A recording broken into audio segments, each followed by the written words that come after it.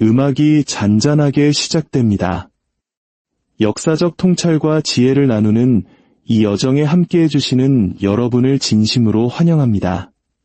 오늘 우리가 함께 나눌 이야기가 여러분의 마음에 깊은 울림을 주고 더 나아가 세상을 보는 새로운 창을 열어주기를 소망합니다. 여러분의 구독과 공유는 저희가 더 좋은 콘텐츠를 만드는데 가장 큰 힘이 됩니다. 이 지식의 여정에 동참해 주시길 부탁드립니다. 자, 이제 역사의 한 장면으로 들어가 보겠습니다. 1965년 8월 9일, 한 남자가 카메라 앞에 섰습니다. 그의 이름은 리콴유. 그는 방금 자신의 조국 싱가포르가 말레이시아 연방에서 추방되었다는 소식을 접했습니다. 이제 그는 이 절망적인 소식을 온 국민에게 생방송으로 전해야 합니다. 연설을 이어가던 도중 그의 목소리가 갈라지기 시작합니다. 그는 말을 멈춥니다. 그리고 눈물을 흘립니다. 국가지도자가 전 국민이 지켜보는 앞에서 보인 눈물. 대체 왜였을까요? 말레이계 무슬림이 대다수인 말레이시아의 수도 쿠알라룸푸르는 싱가포르를 두려워했습니다.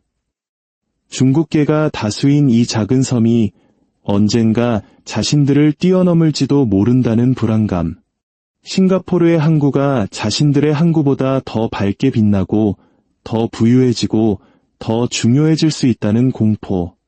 결국 말레이시아는 정치적 편의를 위해 싱가포르를 떼어내 버린 것입니다. 리콴유에게 이것은 사형 선고나 다름없었습니다. 싱가포르의 식수 절반은 말레이시아에서 왔고 식량의 90%가 그 국경을 통해 수입되었습니다. 그 생명줄이 끊긴 싱가포르의 운명은 불보듯 뻔했습니다. 이 이야기는 어쩌면 우리 한국인들에게 결코 낯설지 않을지도 모릅니다. 아무것도 없는 폐허 위에서 오직 사람의 힘으로 기적을 일궈낸 우리의 아버지, 할아버지 세대. 한강의 기적을 떠올리게 하는 싱가포르의 기적. 그 처절하고도 위대한 역사의 시작은 바로 이 한 남자의 눈물에서 비롯되었습니다. 당시 싱가포르는 농지도, 석유도, 광물도 변변한 산업조차 없는 작은 섬이었습니다. 인구 과밀의 슬럼가로 가득한 항구 도시. 그게 전부였습니다. 국민의 75%는 화장실도 흐르는 물도 없는 판잣집이나 불법 거주지에 살았습니다. 숯불로 음식을 하고 더러운 공동 수도관에 의지했으며 공중화장실 앞에 길게 줄을 서야 했습니다. 인구의 절반 이상은 글조차 읽지 못하는 문맹이었습니다. 설상가상으로 거리에서는 말레이계와 중국계 간의 인종폭동이 일어나 시신이 배수구에 나뒹굴었습니다. 이것이 바로 리콴유가 이끌어야 할 나라의 모습이었습니다. 국가라기보다는 붕괴를 기다리는 실패한 국가에 가까웠습니다. 하지만 그 자신도 몰랐을 겁니다. TV 앞에서 흘린 그 눈물은 끝이 아니었습니다. 그것은 현대사에서 가장 위대한 역전극의 시작을 알리는 신호탄이었습니다. 그날 울었던 남자는 결코 포기하지 않았기 때문입니다. 그는 국민들에게 외쳤습니다. 오늘 이곳은 현대적인 도시입니다. 이제부터는 대도시가 될 것입니다. 절대로 두려워하지 마십시오. 이 보잘것없는 항구에서 리콴유는 싸움을 시작합니다. 그는 부패와 전쟁을 선포하고 빈민들을 슬럼가에서 새 집으로 이주시켰습니다. 섬 전체를 외국인 투자에 개방했습니다. 그리고 길에 침을 뱉거나 껌을 씹는 것만으로도 벌금을 물게 할 정도로 철저하게 통제되는 정부를 설계했습니다. 그는 무자비한 질서와 강철 같은 규율을 통해 지구상에서 가장 부유한 국가 중 하나를 단련해냈습니다. 너무나 부유하고 잘 통치되어 무에서 국가를 건설하는 방법의 교과서적인 사례가 된 나라. 그는 쿠알라룸푸르보다 부유하고 런던보다 깨끗하며 뉴욕보다 안전한 도시를 건설할 것이었습니다. 훗날 전성기의 리콴유는 너무나 존경받고 또 두려움의 대상이 되어 미국이 자신을 상대로 벌인 첩보 활동에 대해 벌금을 부과했고 초강대국 미국은 그 돈을 지불했습니다. 그는 심지어 호주를 향해 원자재 수출에만 의존한다며 아시아의 백인 쓰레기라고 조롱했고 호주는 그 말을 귀담아 들었습니다. 그날 리콴유는 한 가지 중요한 사실을 깨달았기 때문입니다. 싱가포르에는 천연자원이 없을지 몰라도 국민이야말로 가장 위대한 자원이라는 것을. 이 사람이 바로 싱가포르를 건설한 남자 리콴유입니다. 감정적인 연설 후 6주 동안 리콴유는 대중 앞에서 모습을 감췄습니다. 그는 창이 별장에 틀어박혀 식사도 잠도 이루지 못했습니다. 의사들은 그에게 신경안정제를 처방했고 국회는 마비 상태에 빠졌습니다. 하지만 그런 절망 속에서도 그는 해럴드 윌슨 영국 총리에게 편지를 썼습니다. 싱가포르에 대해 걱정하지 마십시오.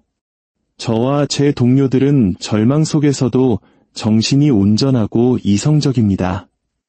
우리는 행동하기 전에 모든 결과를 신중히 검토할 것입니다. 6주 후 그는 정치라는 전쟁터로 돌아왔습니다.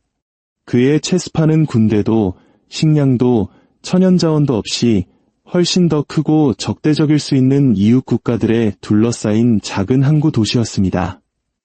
그래서 외교가 최우선이었습니다. 세계가 싱가포르를 인정해야만 사라지지 않을 수 있었습니다. 한 달 만에 리콴유는 신생국가를 유엔에 가입시키고 국제적인 인정을 얻어냈습니다. 하지만 주변 정세는 여전히 불안했습니다. 1965년 3월 2명의 인도네시아 해병대원이 싱가포르의 맥도날드 하우스에 폭탄을 터뜨려 3명이 사망하고 33명이 부상당했습니다. 싱가포르는 폭탄 테러범들을 체포하여 재판에 넘기고 사형을 선고했습니다. 싱가포르에서 그들은 테러리스트였지만 인도네시아에서는 국가적 영웅으로 여겨졌습니다. 리콴유가 그들의 사형 집행을 명령하자 자카르타에서는 폭동이 일어나고 싱가포르 대사관이 습격당했습니다. 위기를 해소하기 위해 리콴유는 직접 자카르타로 날아갔습니다. 그리고 두 해병대원의 무덤 앞에서 허리를 숙여 꽃을 뿌렸습니다. 그는 사과하는 것이 아니었습니다. 그는 실용주의자였습니다. 바로 옆에 적을 둘 여유가 없었던 것입니다. 1967년 리콴유는 말레이시아, 인도네시아, 태국, 필리핀과 함께 동남아시아 국가연합, 즉 아세안을 공동 창설하여 고립을 협력으로 전환시켰습니다. 여전히 싱가포르에는 군대가 없었습니다. 영국군은 철수하고 있었고 적대감은 언제든 다시 돌아올 수 있었습니다. 그래서 1967년 리콴유는 국민영무 제도를 만듭니다. 모든 젊은 남성에게 부과되는 의무적인 병역. 이것은 우리에게도 너무나 익숙한 제도입니다. 훈련을 위해 그는 비밀리에 이스라엘에 손을 내밀었습니다. 규율과 조직력을 통해 훨씬 큰 적들을 물리친 또 다른 작은 나라. 이스라엘 고문단은 싱가포르 군대의 기초를 세우는데 큰 도움을 주었습니다. 1971년까지만 6,000명의 병력이 준비되었습니다. 리콴유의 원칙은 명확했습니다. 스스로를 지킬 수 없다면 아무도 당신을 지켜주지 않는다. 외교, 국방, 그리고 국제적 인정을 확보한 리콴유는 이제 내부로 눈을 돌렸습니다. 가장 큰 위협은 전쟁이 아니라 인종 분열이었습니다. 중국계, 말레이계, 인도계, 종종 갈등을 빚던 세 그룹. 리콴유는 모든 인종이 평등하다고 선언했지만 엄격한 경계선을 그었습니다. 그는 중국어, 말레이어, 타밀어, 그리고 영어를 4대 공용어로 지정했습니다. 모든 아이들은 자신의 모국어를 배울 수 있지만 동시에 그들을 하나로 묶어주는 공통의 다리인 영어도 반드시 숙달해야 했습니다. 한편 경제는 붕괴 직전이었습니다. 이를 해결하기 위해 리콴유는 네덜란드 경제학자 알버트 윈세미우스를 초빙했습니다. 그의 조언은 직설적이었습니다. 이념은 잊어라. 민족주의도 잊어라. 싱가포르가 성공하길 원한다면 외국 기업들에게 거부할 수 없는 곳으로 만들어라. 세금을 낮추고 부패와 싸우고 안정을 보장하라. 섬을 깨끗이 하라. 쓰레기, 폭동, 슬럼가가 없게 하라. 공장을 짓고 노동자들을 훈련시켜라. 그러면 다국적 기업들이 몰려올 것이다. 리콴유는 귀를 기울였습니다. 외국 자본이 쏟아져 들어왔고 공장들이 솟아올랐습니다. 텍사스 인스트루먼트, 휴레패커드, 제너럴 일렉트릭 같은 미국과 일본의 거대 기업들이 도착했습니다. 버려졌던 영국군 조선소는 거대한 상업 조선소로 탈바꿈했습니다. 리콴유는 자원을 집중하여 싱가포르 항공과 넵튠 오리엔트 라인을 출범시켰습니다. 교육은 이 산업 부흥을 이끌 엔지니어와 기술자들을 양성하기 위해 하룻밤 사이에 재설계되었습니다.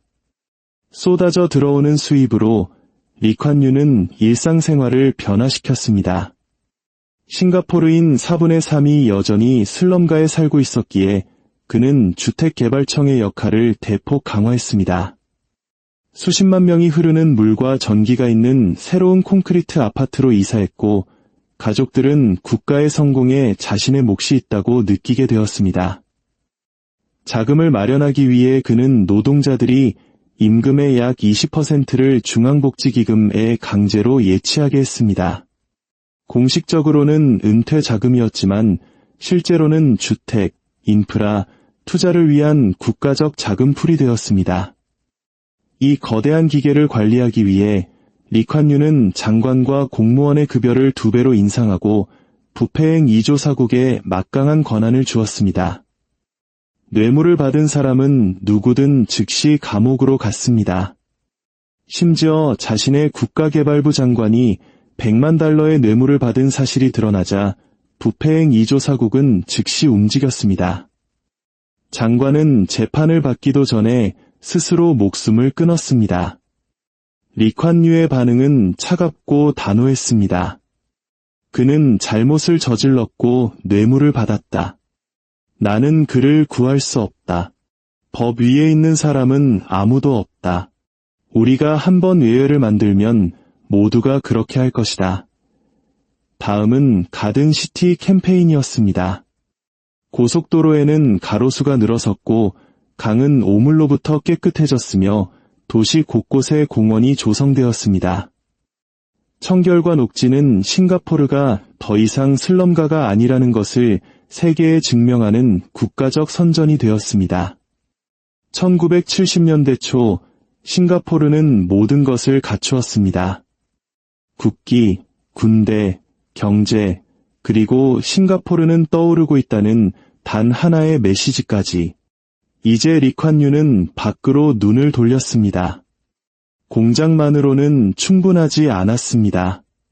그는 창의공항을 건설했고 1981년에 개장한 이 공항은 즉시 세계 최고 수준으로 평가받았습니다.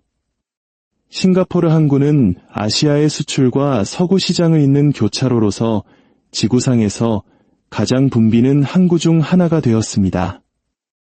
1972년에 출범한 싱가포르 항공은 고급스러움과 정확성의 세계적인 아이콘이 되었습니다.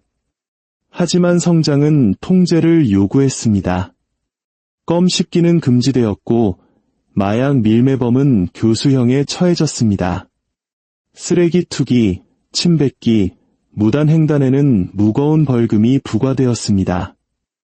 정치적 반대파는 소송을 통해 파산하거나 재판 없이 구금되었습니다. 언론은 검열되고 국가의 통제를 받았습니다. 리콴유의 철학은 단호했습니다. 무엇이 옳은지는 우리가 결정한다. 국민이 어떻게 생각하는지는 신경 쓰지 않는다. 그의 강인함은 사실 깊은 트라우마에서 비롯되었습니다. 그의 아버지는 도박꾼이었고 그의 어머니가 가족을 지켰습니다. 1942년 그는 막강했던 대영 제국이 단 70일 만에 일본에게 싱가포르를 내주며 무너지는 것을 목격했습니다. 70일 만에 대영 제국은 끝났습니다. 나는 그때 결심했습니다. 다시는 누구도 싱가포르를 함부로 대하지 못하게 하리라고. 일본 점령기 동안 그는 수만 명의 중국계 남성들이 처형된 숙칭 대학살에서 구사일생으로 살아남았습니다.